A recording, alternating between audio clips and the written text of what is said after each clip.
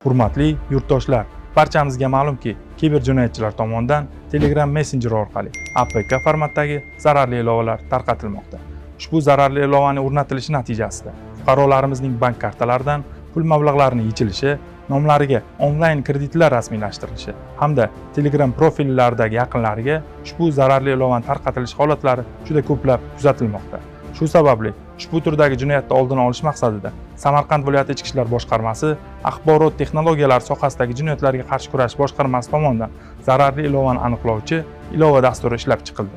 Ushbu ilovani o'rnatish uchun qurilmangizdagi Play Market ilovasiga kirib, qidiruv bo'limini tanlaysiz va Samcyber 102 deb qidirasiz. Ilovani topib, qurilmangizga o'rnatasiz.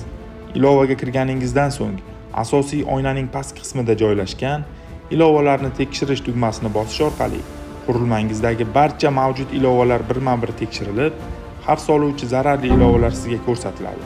Shundan so'ng sizga noma'lum bo'lgan zararli ilovalarni topib, o'chirib tashlang. Hurmatli fuqarolar, ushbu videoni imkon qadar yaqinlaringizga yuborishingizni va ko'rsatmalariga amal qilishingizni so'rab qolamiz.